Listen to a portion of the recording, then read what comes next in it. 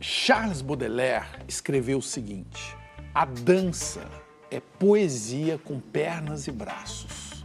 O poeta devia acreditar que a dança revelava tudo o que há na música, com a vantagem de ser visível aos olhos. A minha convidada é uma criadora de danças, bailarina, coreógrafa brasileira reconhecida e admirada mundo afora. Ela coordenou os movimentos dos corpos na abertura dos Jogos Olímpicos, se tornou a primeira mulher a dirigir um espetáculo do Cirque du Soleil, já coreografou ópera e comissão de frente de escola de samba. A convidada do Provoca é a danada e incansável Débora Coker. Bem-vinda. Olha lá como ela está calma, está em movimento. Eu tô tensa com esse Provoca.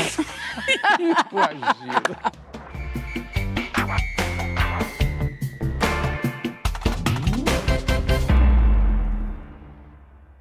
Este aqui é o Provoca, no ar para todo o Brasil, pela TV Cultura e emissoras afiliadas e também nas telas das plataformas digitais, no app Cultura Play ou em versão podcast no seu tocador preferido. Ô Débora, como você explica para quem não te conhece quem é você e o que você faz? Eu acho que eu sou uma pessoa engraçada. Você falou de ópera, eu estou dirigindo ópera. Sim. E eu vou dirigir uma próxima que é sobre Diego Rivera e Frida Kahlo. E aí estou estudando muito, lendo muito sobre Frida, e tem um dado momento que dizem que ela é uma surrealista. E ela fica tentando dizer, não, eu sou aquilo que eu sou aquilo que eu preciso ser, aquilo que está acontecendo dentro de mim, aquilo que eu percebo, né?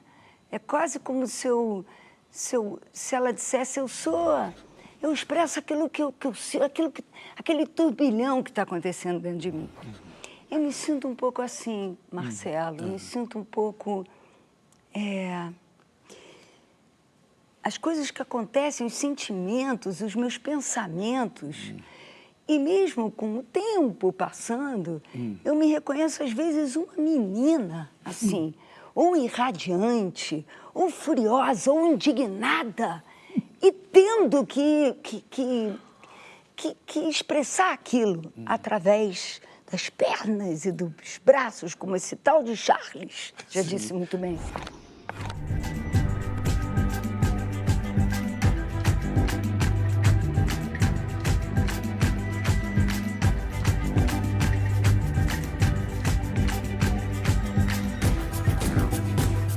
Não importa se está na ópera, no carnaval, ou no teatro. Acho que a dança vem sendo minha parceira e sendo quem eu sou. E eu tenho que contar para eles que nós estamos gravando num dia que você está preparando mais uma novidade na sua trajetória, de muitas novidades, que é coreografar junto com uma orquestra. E não é qualquer orquestra, é a OSESP, na Sala São Paulo. Quem manda mais, você ou o maestro? Não vale essa pergunta. Eu acho que eu provoco mais do que o maestro, tá bom? Você não é páreo, o maestro não é páreo para você. Não, ainda mais nesse caso, né? Porque está o Stravinsky com intervenções de músicas primitivas nossas. Eu estou seguindo a cartilha do Stravinsky. Do Stravinsky. Quando tem qualquer questão com o maestro, eu falo, o Stravinsky está de acordo comigo. O senhor, por favor, siga o meu pensamento. Você forma a maioria com o Stravinsky. Isso. Meu maestro. Minha diretora.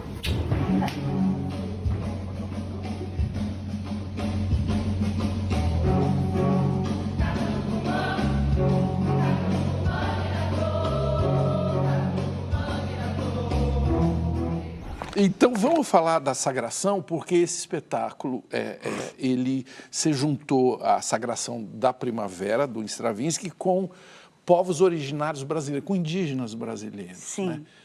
Que mistura que foi essa? Olha, é incrível isso, porque Realmente, o Stravinsky, ele mexeu na formação da orquestra. Ele aumenta a percussão muito. Tá. Olha que coisa primitiva.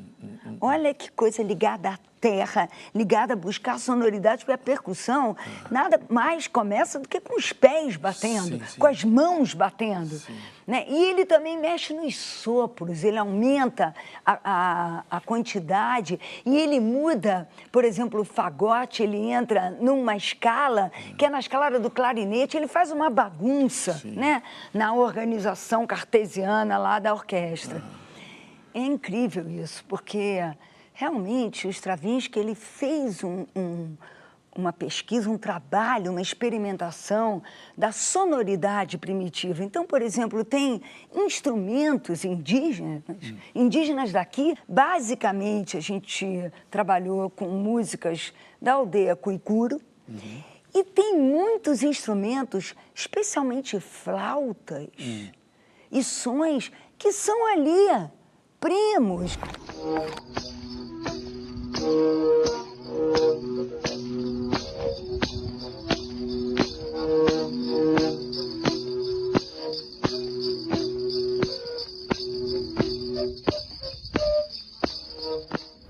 E a OSESP teve um momento que a orquestra soando já as músicas, porque a gente partiturou tudo, a gente fez a transcrição.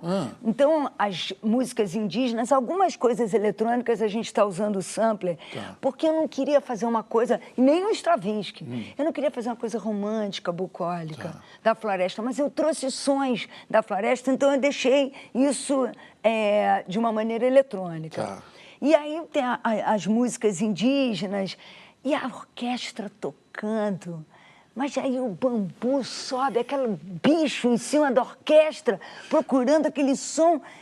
Nossa, que coisa linda. Eu fiquei assim, me arrepiei. Eu falei, rapaz, eu acho que a gente... Tá rolando bem. Eu acho que tá.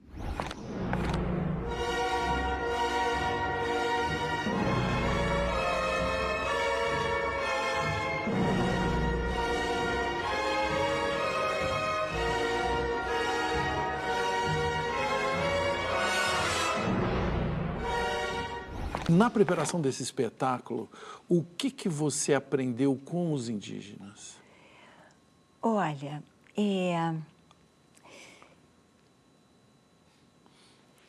engraçado de dizer isso, né? Porque eu direto me lembrei muito mais do que da dança, da música, da sonoridade, e me lembrei do tempo, né? Porque a gente foi na época do Quarupi. E aí, o Quarupi tem um ensaio, eles ensaiam. Sim. Aí eu falava, que horas eu ensaio? Daqui a pouco. Eu falei, então tá, então esperar um pouquinho, né? Do tempo do banho no rio, o tempo ligado à natureza, o descanso, a ansiedade.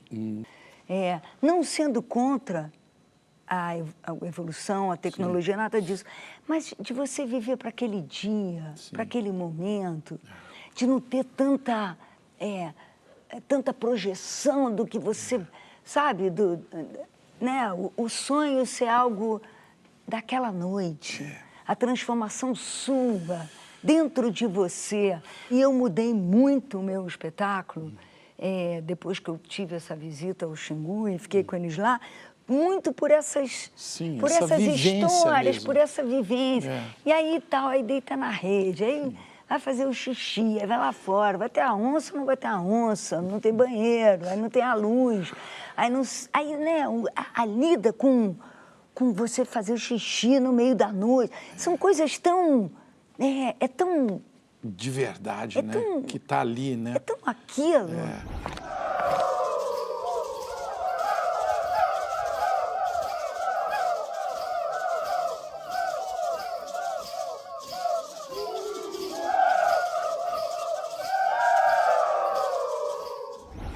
Você está se metendo, e já tinha se metido, nas óperas, né? Inclusive, no próximo ano, já está aí... Eu já estou fazendo. Fazendo uma ópera no Metropolitan de Nova York, a Naidamar. Não, a Nada Mais eu já fiz. Mas, meu Deus... Nossa, você está muito eu estou atrasado. muito atrasado. Eu preciso de um aplicativo. Saiu no New York Times Eu preciso de um essa aplicativo semana. para me atualizar com o Débora. Olha só o que saiu nessa semana no New York Times. Saiu uma matéria falando das apostas, do grande brilho das... e aí fala de O Último Sonho de Frida Kahlo e Diego Rivera, que é a ópera que eu estou dirigindo, da Gabriela Helena Frank, e me cita também pela... o sucesso de Ainada Amar, que foi ano passado. E eles usam uma palavra, ardente montagem.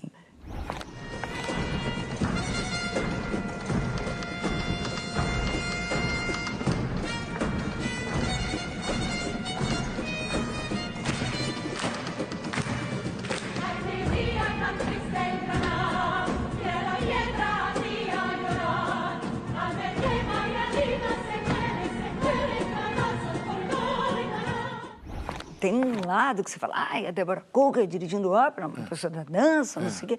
Mas o meu histórico, eu estudei piano, eu estudei música, mas grande parte da minha vida. Quando eu era pirralha ali, comecei a tocar piano com 8 anos de idade. Toquei até 16 anos. Aí dei uma parada, não sei o quê, depois voltei a estudar novamente, né? A música foi uma... A minha família achava que eu ia ser instrumentista, que eu ia ser pianista. Sim. Eu ganhei um concurso, toquei com orquestra, né, um concerto de Haydn. Então, a música é algo... Meu pai foi músico. Então, quando eu nasci, quando eu cresci, já tinha um piano. Você já estava ali. E o Baudelaire falou que a dança é música visível.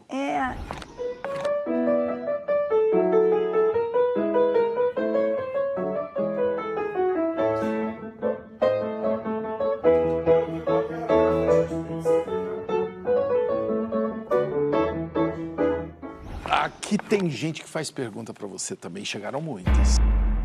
Jairo, você fez espetáculos que formavam ciclos. Cruel, Tatiana e Belle, Cão Sem Plumas, Cura e Sagração. Desses 2 ciclos, eu gostaria de saber qual foi mais difícil de montar e com qual você se identificou mais. Boa pergunta, hein? Gostei do Jairo. Porque ali é um processo que eu comecei a querer... Eu queria contar a história. Eu sempre pensava, um espetáculo é um trem que você pega e é uma viagem que você tem que sair de um lugar e chegar a outro. E aí eu cismei que eu tinha que contar a história, não sei o quê, com o Cruel começa a tentar.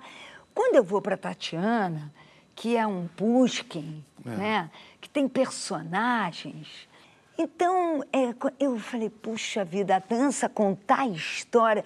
Quando eu me aproximei da poesia, porque o Belle também. O Belle eu já tirei mais personagens, que são 2 livros incríveis. O Belle é um livro escrito no início do século XX. Joseph Kessel, um argentino, Belle de Jour, que vem do filme. É um livro genial. Agora está todo mundo aí feminista, de mulheres. Essa mulher... Já mandou... Essa mulher, ela ouve o instinto chamar. Ela é uma mulher que se toca, que ela tem um casamento, um homem ali, mas ela precisa atender o instinto dela. Porque ela ama o marido, mas ela está entediada. O problema não era a falta de amor, era...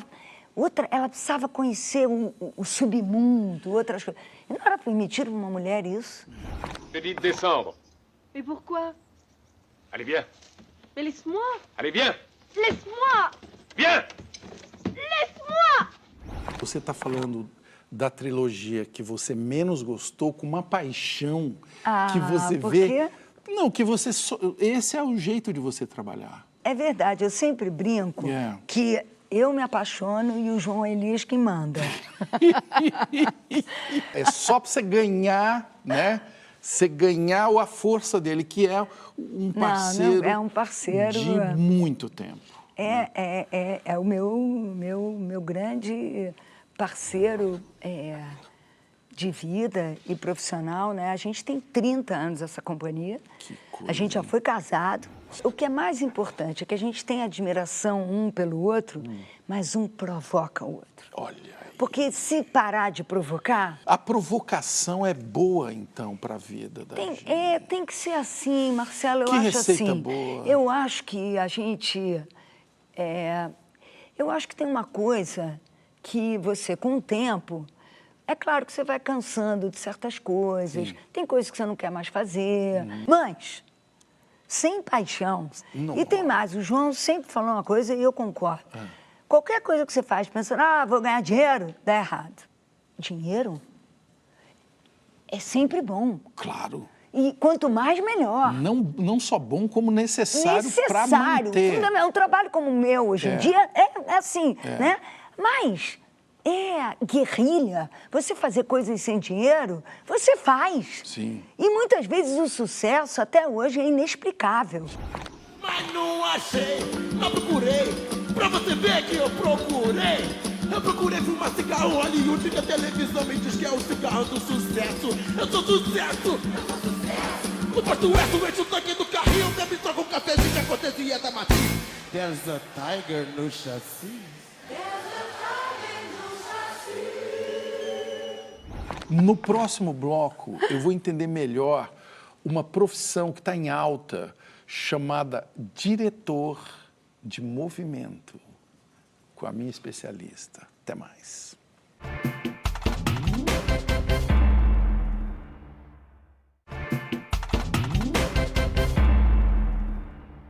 Depois de observar e criar modelos matemáticos para a vida, o físico Blaise Pascal concluiu: a natureza está no movimento. O repouso completo é a morte. Deve ser por isso que a minha convidada, a coreógrafa Deborah Coker, não para quieta, como vocês estão vendo, né? Ela estava se alongando aqui antes. Como é que estava esse alongamento? Ela não vai fazer porque vai estragar o figurino agora. Não posso.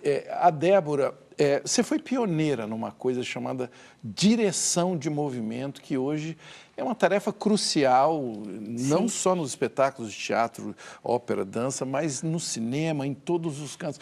Que trabalho é esse? Conta. Direção de movimento, realmente eu acho que foi a primeira pessoa que assinei isso aqui no Brasil. Com esse termo, né? Já existia lá fora. Quem fez isso comigo foi o Ulisses Cruz. Eu trabalhei com o Ulisses, que é aqui de São Paulo, que é um diretor que eu adoro, e eu trabalhei muito, fiz muitas peças com ele, e chegou um momento que eu vou assinar, o que eu não vou assinar? Minha assistente, não quero ser sua assistente. Ele queria que eu fosse assistente, eu não. Corpo, não é coreografia, não é... Aí ele falou: Deb, existe uma coisa chamada direção de movimento. E eu acho que é exatamente o que você está fazendo. Um trabalho, às vezes, que não é visível ao público. Às vezes é uma dinâmica do movimento das pessoas, não tem um passinho, não tem uma coreografia. E eu via cada vez mais que eu precisava muito de trabalhar com o diretor e com os atores. Isso na época que eu trabalhava com teatro. Né? E aí o Ulisses, nessa época, me falou que na Royal Shakespeare Company, que é uma companhia de teatro, os caras sabem tudo sobre o teatro. Então, tinha assim, um departamento de danças de época, um departamento de danças de luta, um departamento de direção de movimento. Qual é a postura? O cara tem uma peça que o cara não é para ficar ereto o tempo inteiro. Ele tem que ficar um pouco uma peça de um momento depressivo, seja o que for. O olhar... Sim. São aquelas coisas, é o que você falou, que muitas vezes o público não percebe, mas percebe, né? É justamente aí que tem a diferença. Né? E eu, vou te dizer que eu aprendi muito com tudo isso, com todos os diretores que eu trabalhei, Abu Janra, né? O significado, tem que ter sentido. O Abu falava para mim: você fica botando movimento, tudo esse movimento, precisa de tudo isso. Aí eu tirava. Aí ele vinha e falava, cadê aqueles movimentos? Eu falei, ué, você não falou que era para tirar? Mas eu adorava aquilo. Estou falando só para você encontrar um sentido naquilo. Aí eu, então, né, eu era muito mais jovem. Sim. E como é que essas coisas são todas importantes?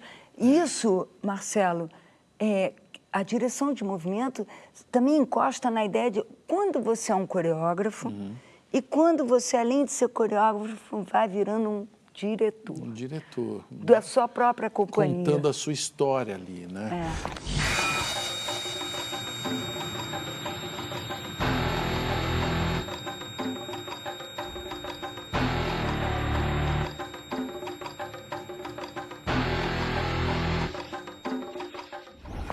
Eu quero falar um pouco com você do corpo, porque hoje me parece que nós andamos muito presos na nossa cabeça, como se, inclusive, ela não fosse parte do corpo.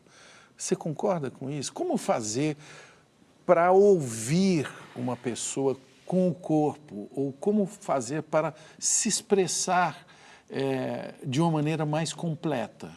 Eu agora estou entendendo cada vez mais que esse corpo, ele começa, inclusive, na química, né?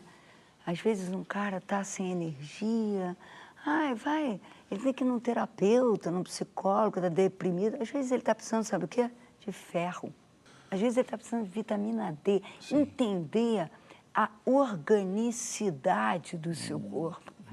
Entender que ele tem um funcionamento, assim como ele tem um sistema digestivo, ele tem um sistema neurológico, Sim. ele tem um sistema cardíaco, ele tem um sistema vascular. E a gente tem que entender e se conectar com essas partes mecânicas, com essas partes mais sensitivas. Por exemplo, a sua respiração. Né? A sua dinâmica, a sua aceleração. Você sabe que eu acho que quanto mais você fica mais voltado para você mesmo, quando você faz um movimento mais de dentro para fora, é sempre melhor. Eu não te amo, nem sentimento, é dois com tesão, uma rapidinha. Eu posso ser mala, mas ela é malandrinha. Me fala uma coisa, pés de bailarino, dizem que é mais machucado do que pé de jogador de futebol. Sim, é com isso certeza. mesmo? É mesmo? É terrível. E aí, como é que lida com isso? Aí são situações, porque tem assim, ou uma sapatilha de ponta é gesso. Você é com gesso, tá ali. Ou você vai dançar descalço. Aí você tem que dar um giro, né? Aí você bota uma sapatilha, tem uma sapatilha também. Não existe um sapato que se adequa a tudo que você quer experimentar, né? Então, Como é que você cuida do seu corpo? Ai, olha, eu sou suspeita, porque eu, por exemplo, eu confesso que eu fiz uma prótese de quadril, né? Também, eu fui experimentar, eu fui pioneira de subir na parede. Subir na parede para ver como é que era. Para ver como é que era. Hoje em dia, eu já, com a galera que está subindo 20, 30 anos depois, eu já sei preparar, mas ali eu subi... Foi para ver qual era. Para ver qual era, então... Mas eu acho que eu estou aprendendo, não sei se eu estou mais calma, mas eu acho que eu estou uma pessoa melhor. Por exemplo, com o meu neto, quando o meu neto Theo nasceu, né, com uma condição genética especial. Theo tem 15 anos. Nossa, o tsunami, o susto. Uma condição genética muito específica, né? Qual é? Epidermólise bolhosa distrófica recessiva. E eu não conseguia nem guardar esse nome, mas o que é mais importante é que eu estou uma pessoa muito melhor. O Theo é um mestre. O que ele te ensina? O que ele me ensina é os valores, o que importa na vida. Sim. Né? O que é normal, o que é raro, o que é ser diferente. Ele tem uma sagacidade de lidar com a limitação, com a frustração. Sabe? Tão bom te ver assim, porque eu tenho que contar para eles que a gente se conheceu numa turma de jovens muito abusados, né? Transviados, gente muito maluca mesmo. Sim. Eu virei esse senhor sóbrio. essa senhora, você avó. Tem, não, você sempre foi danado e você continua danado. Atenção, esse é um programa que você é entrevistada. E vou falar, hein? E você mantém esse núcleo que é precioso. Essa coisa viva tem um preço, a gente se machuca. Ah, tem os machucados físicos, né? Tem os machucados da alma, que são os mais difíceis. Eu vou tentando buscar alegria, energia para lidar com a dor, né? Porque me aproximar dela, porque não adianta fugir dela. Isso, aproximar da dor. A dor indica o quê? Agora, a gente falando disso, me lembra o João Cabral, quando ele fala a pedra, o cão sem plumas, né? E você fala da dor, mas a dor, ela não, necessariamente ela não precisa ser amargura, mas você não pode, mas ela dói. Ela dói, mas ela pode ser um sinal, né? De uma saída, de uma cura, de pelo menos localizar onde está o problema ou a questão, né? Você é danada de ir atrás disso. Como todo real é espesso, aquele rio é espesso e real. Como uma maçã é espessa, como um cachorro é mais espesso do que uma maçã. Como é mais espesso o sangue do cachorro do que o próprio cachorro. Como é mais espesso um homem do que o sangue de um cachorro. Como é muito mais espesso o sangue de um homem do que o sonho de um homem. Tem gente que quer te perguntar coisa. Dias Teles, se quem canta seus males espanta, com quem dança acontece o quê? Quem dança seus males espanta, com certeza. Dançar. Eu acho que todo mundo tinha que dançar. Eu acho que todo mundo tem que dançar. Dizem que tem que cantar no chuveiro. Isso. Eu acho que tem que dançar no chuveiro. Botar uma música em casa e dançar. Dançar é primário. É uma necessidade que nem comer. É saneamento básico. Boa. Não é? É. Saneamento no sentido, inclusive, de saúde mesmo, né? Sim. Você pratica Eu dançar pratico sozinha? Muito. Eu boto música e danço sozinha, sim. Quando eu estou triste, às vezes chorando, às vezes alegre, às vezes que eu não estou entendendo.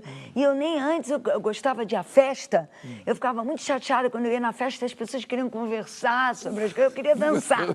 Mas eu, hoje em dia, nem preciso mais ir à festa. Eu faço uma festa... Na hora. Ali, sabe?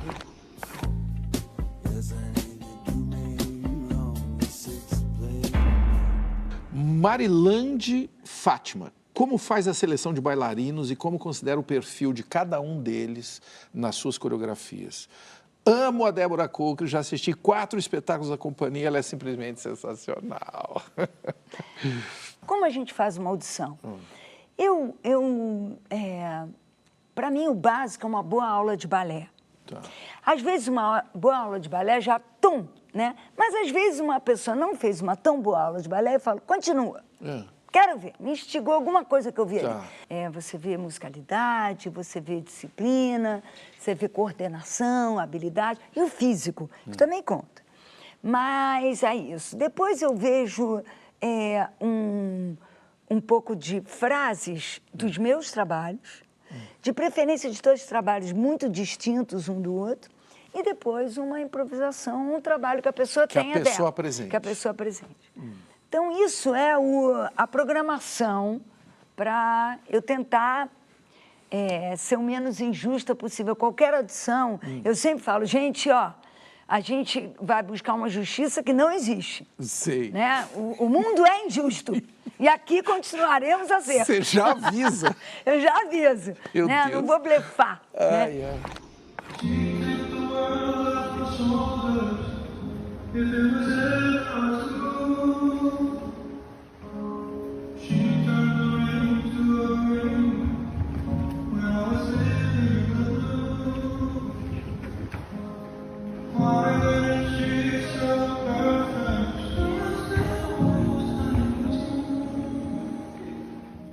Tem uma frase atribuída ao George Bernard Shaw, que é assim: a dança é uma expressão vertical de um desejo horizontal. Ele está falando de algo que é muito claro, né? Num grupo de dança, como é o seu, são pessoas na melhor forma possível, lindas, dançando. Como lidar com tanta libido num grupo de algumas dezenas de pessoas? Agora Agora eu fui lá. Agora você foi lá, né? Pode transar, pode namorar, tem regras. Eu sempre aconselho onde se ganha o pão, não se come a carne. Né? Isso. A gente garota ali. Mas não? é uma E regra. a gente ia lá e fazia todas essas bagunças. Né? Mas não dá para você instituir isso como uma regra. Não Eu posso dá. te falar? Na maior parte das vezes dá errado. Tá. Mas às vezes tem uma sorte que rola bem. Que às vezes tem um casal. Aí tem um que tem que sair. E o outro tem que continuar. Tem que, eu estou falando pela vida, por tudo. E aí faz como? Pelo processo, E então. aí? Aí Ganha quem? Eu sofri muito com Sofreu. isso, porque eu era bailarina junto com a galera, com a companhia. E se alguém...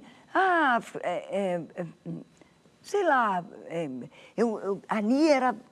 Eu era amiga das pessoas, eu me envolvia muito com as pessoas. Eu sou uma pessoa muito... Sim, você se entrega. Eu me entrego É. e sou uma pessoa muito sincera. Sim. Né? Falo, eu não gostei disso. Eu gostei disso, eu não fico... Né? Eu me lembro claramente do João falando uns momentos para mim, você tem que começar a se comportar como uma diretora de companhia. E como foi duro para mim isso. E ainda é. Sim. Né? E hoje eu acho que tem que ser. Sim. Mas eu vou te dizer que perde muita coisa também. Sim. Nossa, eu tô te achando muito madura. É. Que legal. Que bom te reencontrar assim, toda centrada. Até parece, equilibrada. gente. Imagina. Vocês perceberam, né? Ela está aí, né, fazendo o possível para, né, não parar, mas ela é impossível. No próximo bloco nós vamos entender quando que surgiu esse bichinho carpinteiro que atiça esse pique dessa menina, Deborah Coker. Até mais.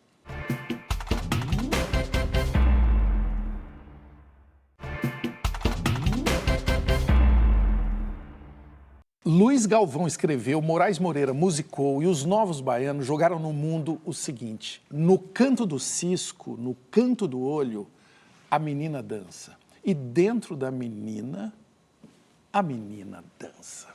A minha convidada, a coreógrafa Deborah Coker, vive de dança há décadas. Débora, você teve assim um momento, em qualquer período dessa trajetória, uma vontade de parar de dançar? Nunca. Nunca. Nunca tive. Nem, na verdade, agora que eu parei, eu tive. Mas até assim me perguntaram, você vai, né? Tem um pessoal que fala fim de carreira, último, né? Eu falei, eu não vou fazer nada disso, porque foi uma necessidade, uma contingência, principalmente porque eu estava dançando muito com a companhia. Sim. E aí, quando teve o convite do Cirque du Soleil, aí uma ponte aérea Rio-Montreal... É um pouco longa. É um pouco longa. Eu fui, em 2008, eu fui 13 vezes, mais do que uma vez por mês a Montreal. Então, é um pouco demais. Aí realmente... Mas eu fui diminuindo muito por questão de virar diretora, de querer estar de fora dos espetáculos, mas eu fazia um segundo ato, fazia certas participações, porque eu adorava dançar e porque, inacreditavelmente, eu conseguia, durante muito tempo, eu dava aula para a companhia. Quer dizer, eu começava o ensaio acabava, eu ainda tinha coisas para... Eu não sei como o dia durava 24 horas, e eu conseguia dançar. Foram tantas coisas intuitivas, tantas coisas que eu não programei, inesperadas, mas eu sempre adorei dançar. Eu adoro dançar. Eu acho que eu já percebi isso. Eu gosto. Você sabe que a Fernanda me mandou uns vídeos outro dia. Eu coreografei a Fernanda Andes, a gente era amiga, a gente sempre Fernanda gostou de Abreu. dançar. Assim, os primeiros clipes, as primeiras coisas, ela mandou eu fazendo teste. Isso na década de... final dos anos 80, década de 90, não tinha esses shows com bailarinos. Não. E a gente fazendo teste, Sim. ela na Mangueira, no não sei o quê, no lugar de funk, não sei das quantas, era eu lá fazendo dança. Era tudo eu. Eu olhei e falei, gente... Que abusada, Eu né? não lembrava, assim, foi engraçado de ver, sabe? E é engraçado você falar da Fernanda Abreu, porque eu associo muito você a ela. Aliás, vocês fizeram muitas coisas juntos e continuam muito ligados. Mas, assim, quem acha que a Fernanda Abreu é carioca é porque não te conheceu. Fernanda Abreu, ela pode ser quase uma paulista comparado com você, né? Você é a carioca da Gema. Né? Você caiu verdade. dentro do tacho. O que aconteceu? E você você é russa. Da onde você veio, mulher? Os meus avós, meus 4 avós, até eu falei para uma violinista da USESP hoje, que é russa, falei, eu também sou, porque eu tenho 4 avós russos, né? E, de onde? Eles, Bessarábia, da Bielorrússia, ali, Minsk, regiões... A Bessarábia acabou, mas tem aquelas regiões ali que ainda estão. E os meus 4 avós vieram para cá, meus pais são brasileiros, mas eu sou uma judia russa, assim. Tipo, o primeiro dermatologista que minha mãe me levou, qual a hora que ela pode tomar sol? O cara falou para ela, nenhuma. Ela nasceu no lugar errado. De tão branca. De tão branca. E, ao mesmo tempo, você é muito carioca, você concorda? Eu concordo, porque eu tenho essa coisa... eu gosto da rua, né? Eu gosto de falar com as pessoas e eu não tenho muito essa coisa assim... falar com os artistas, ou falar sobre política. Não sei, não, para mim... o fluxo.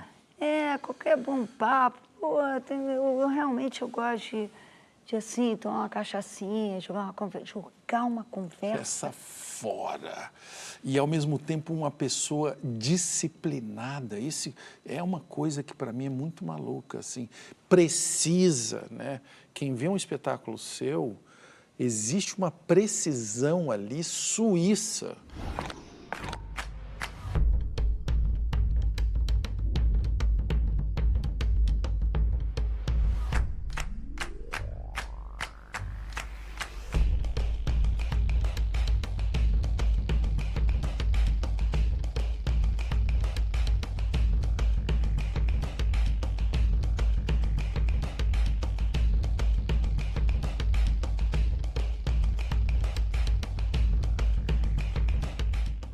Eu sou bem, assim, sou bem chata com isso, com esse preciosismo, perfeccionismo, sabe? Que nível de chatice? Hoje eu falei pro Rodrigo Morte, que fez os arranjos, eu falei, eu não estou ouvindo esse facote ali. Porque a percussão está muito alta, mas tirar a percussão, não dá para tirar a percussão. Eu fiquei com aquilo na minha cabeça.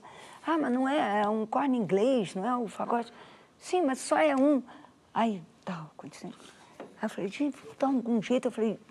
Eu fiquei com aquilo, é um negócio que me perseguindo, eu não sei explicar. Você está falando da música, inclusive. Mas né? é alguma coisa ligada a alguma coisa, assim, que tem que ser daquele jeito precioso. Sim.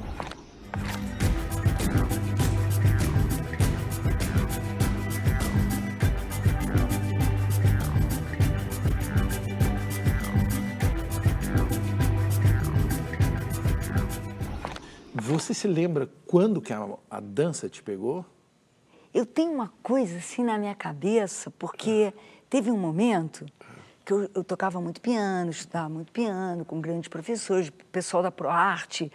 E eu tocava, não sei o quê, e tem algum negócio que eu parei de estudar piano, também jogava voleibol, eu parei. E aí, falei, gente, me deu um transe, assim, né? Meio, o que vai acontecer com ela? E aí eu falei, eu vou dançar. E eu comecei a dançar, comecei a fazer sapateado. E eu comecei a adorar aquilo. Sei. Mas adorar aquilo se tornou na minha vida. Encontrou uma linguagem, Encontrei uma... E você sabe que o Vinícius Viana, Sim, que foi um cara que foi escritor. um escritor, roteirista. filho do Vianinho. Do Vianinho. Foi um dos meus primeiros namorados, eu fui muito próxima. E aí a Vera Gertel, que é a mãe dele, jornalista e tal, me encontrou outro dia e falou, você sabe o que o Vinícius falou? A Debinha encontrou o lugar dela, encontrou o caminho, a fala, sei lá. E eu falei, é verdade. E foi dançando. Like an April breeze on the wings of spring, and you appear in all your splendor, my one and only love.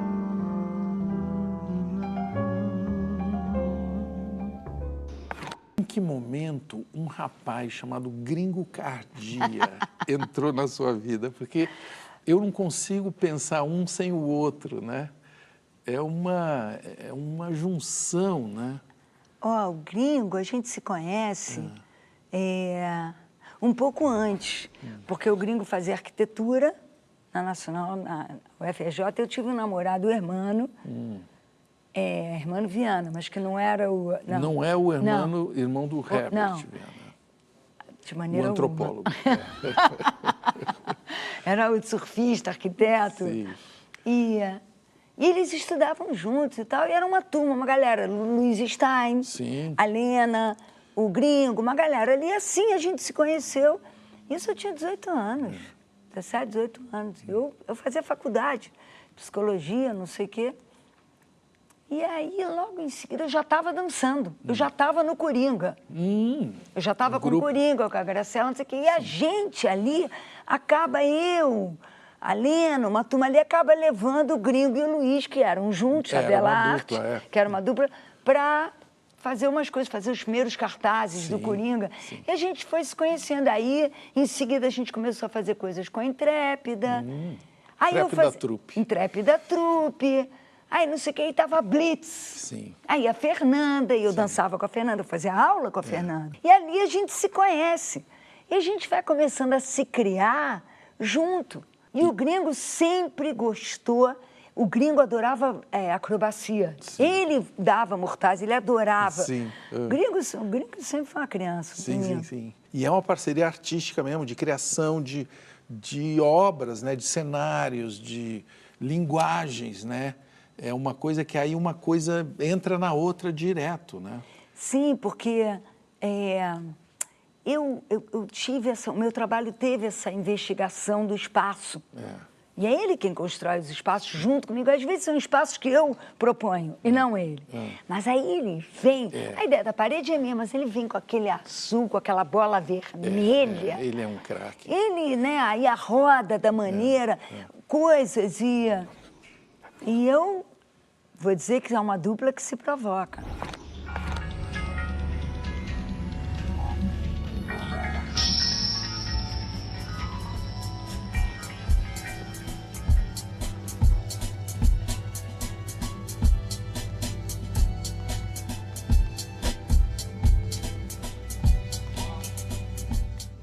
Eu vi você recebendo a medalha Tiradentes.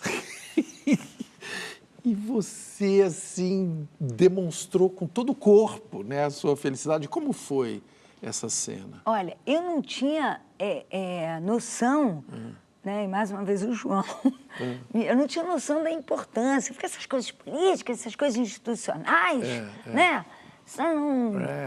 Poxa, isso é um reconhecimento... Do estado do Rio de Janeiro. Do estado, da cidade, quer dizer... Da cultura, né? A gente agora, nunca mais, a gente existe. Daqui a alguns anos a gente existiu, ou continuará existindo. Isso é de uma... A gente está aqui, a gente é uma companhia carioca dessa cidade, que faz coisas pela cidade, representa essa cidade.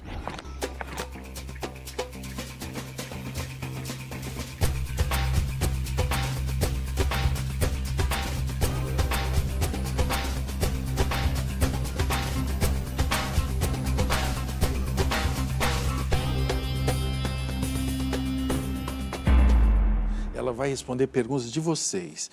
Elizabeth Pacheco. Como assim o Tony Platão é casado com a Débora Coker? Ela descobriu agora.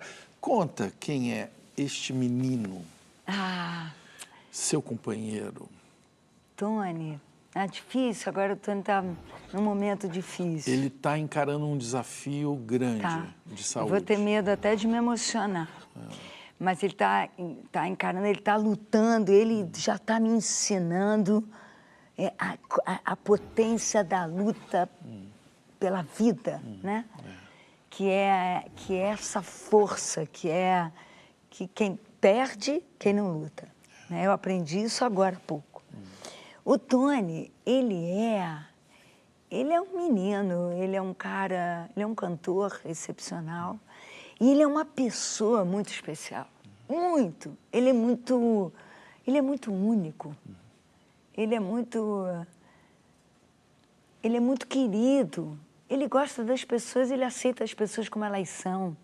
Ele é de uma inteligência. É a história dele com o rádio, com o Fluminense e com as coisas, com a simplicidade. A gente é muito parecido na rua, a gente se encontra na rua, a gente se encontra na conversa solta, né?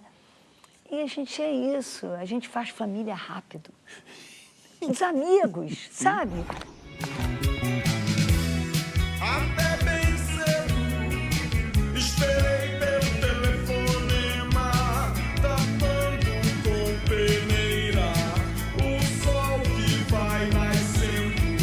Não vou tomar café, nem escovar os dentes, vou de aguardente, como o sol que queima a praça. Como que você quer ser lembrada? Como eu quero ser lembrada?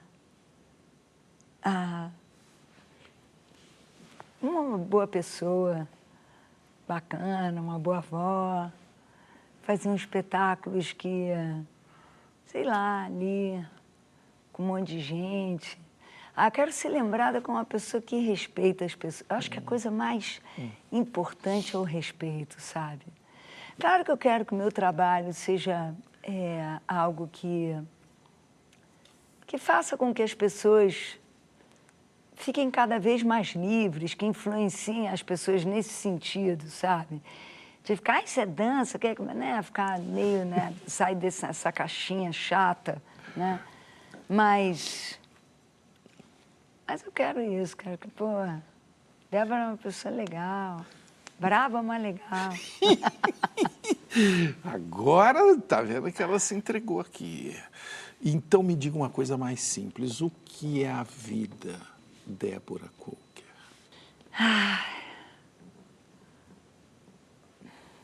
Que a vida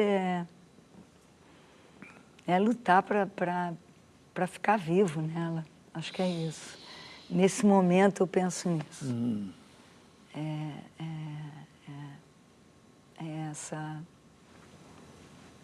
É uma luta.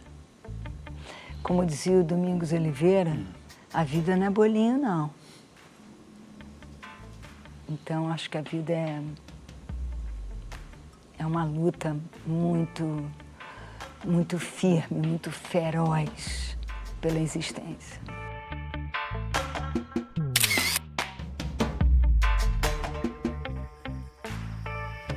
Eu tô achando que eu vou pro Metropolitan. Ai, que delícia, hein, Sandra?